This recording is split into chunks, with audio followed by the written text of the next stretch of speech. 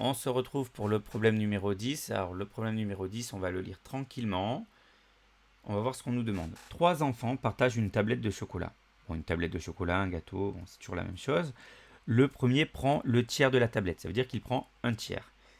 Et le deuxième, le quart, ça veut dire qu'il prend un quart. On vous dit, attention, le troisième prend les 2/5 du reste. Alors, on reprend, attention, le premier enfant prend le tiers. Le deuxième, hein, on n'hésite pas à souligner les informations importantes, le quart. Le troisième, attention, lui prend les 2/5 du reste. Il ne prend pas les 2/5, il prend les 2/5 du reste.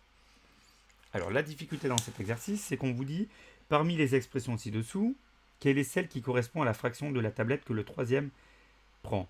Ensuite, effectue le calcul pour répondre à cette question. Alors, la difficulté, ça peut être une difficulté ou ça peut être une aide, hein, si on a un petit peu du mal à démarrer. D'accord. La difficulté, c'est que peut-être nous, on va peut-être penser à présenter les calculs différemment, alors que là, on vous présente une seule expression, donc il faut trouver la bonne expression qui correspond à la situation. Alors, tout simplement, on peut imaginer, si nous, on voulait savoir qu'est-ce qui reste, enfin, ce que va prendre le troisième. Donc, pour savoir ce que va prendre le troisième, il faut déjà connaître ce qu'il reste à sa disposition une fois que le premier et le deuxième sont passés. Donc ça, si vous deviez le traduire vous par un problème, hein, je vous rappelle, on l'a déjà vu dans d'autres exercices, un tablette, un gâteau, etc., ça peut se traduire par 1. D'accord. C'est mon gâteau, ma tablette, c'est une unité. À cette unité, je veux enlever ce que le premier et le deuxième ont déjà pris. Ça peut se traduire de deux manières. D'accord.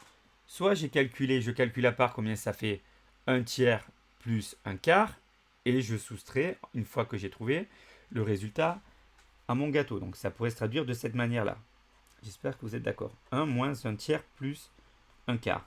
Ou ce qui reste de disponible, d'accord, je peux le trouver en prenant. J'ai mon gâteau, j'enlève d'abord le tiers du premier enfant, puis j'enlève ensuite le tiers du deuxième. Donc on voit que on retrouve, on peut retrouver une de ces formes-là dans n'importe lequel. 1 moins un tiers moins un quart, je l'ai ici. Alors là, je l'ai entre parenthèses. On verra que c'est peut-être plus intéressant.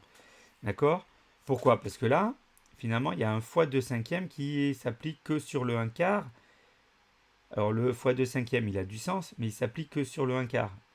Et on a dit que nous, on voulait commencer par savoir ce qui restait de disponible pour le troisième enfant. Donc là, on voit qu'on a bien 1 moins un tiers moins un quart, qui nous permettrait de trouver ce qu'il reste de disponible pour le troisième enfant. Voyons la troisième expression, si elle peut être utile pour nous. Alors, si on regarde, on a l'impression de retrouver ceci. 1 moins, entre parenthèses, 1 tiers plus un quart. Mais je vois qu'au bout, j'ai le fois 2/5 que j'avais ici aussi le problème. Le fois 2/5, il apparaît dans les trois calculs. Il vient faire quoi? Une fois qu'on sait ce qu'il reste de disponible pour le troisième enfant, on veut calculer 2/5 de ce qu'il reste. Soit on calcule 2/5 de tout ça, soit on calcule 2/5 de tout ça. Alors, exprimons-le. 2/5 de quelque chose. 2/5 de quelque chose, ça deviendrait, c'est 2/5 fois ce quelque chose. Or, si je prends le premier exemple, j'écrirai quoi? 2/5 fois, attention, tout ça. 1 moins un tiers plus un quart. D'accord? Or, quand on regarde l'expression C, où on avait un tiers plus un quart entre parenthèses, on fait 2/5 de quoi? On fait 2/5 simplement de ça, de 1 tiers plus un quart. On ne fait pas un 2/5 de 1 moins un tiers plus un quart. Donc l'expression C, elle est fausse. D'accord? Maintenant, si on regarde entre A et B, là où on a le 1 moins un tiers moins un quart, si je prends cette même expression, je veux calculer 2/5 de ce truc-là. Attention, je vais faire 2/5 fois, attention, c'est 2/5 de ce résultat. Donc, de la même façon, 1 moins un tiers moins un quart.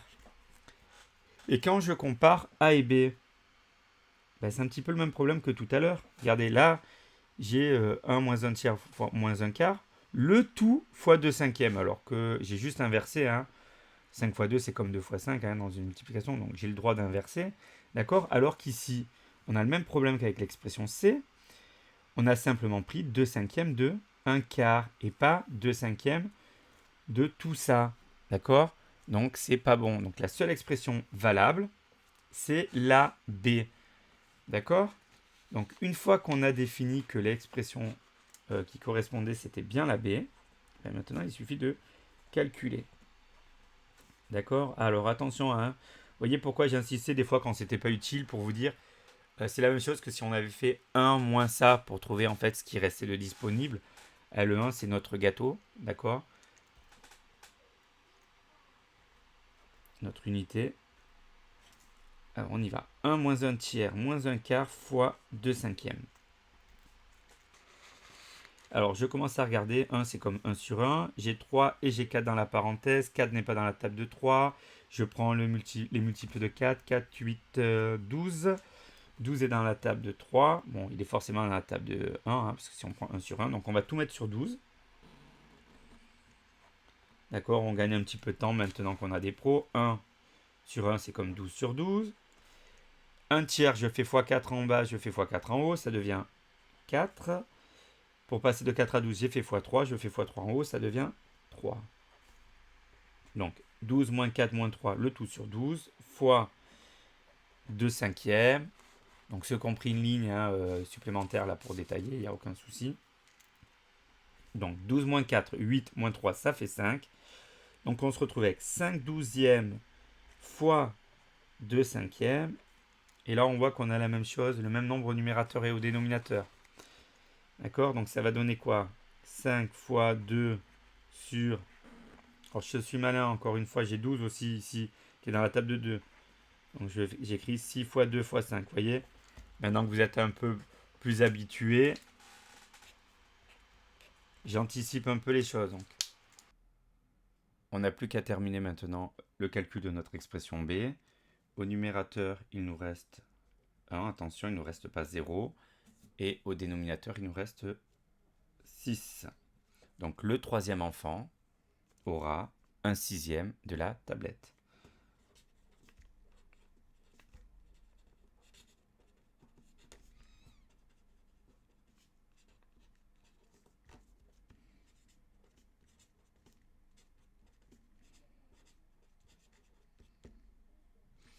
Le problème numéro 10 est terminé. Je t'encourage maintenant à passer au problème numéro 11. Merci pour ton attention.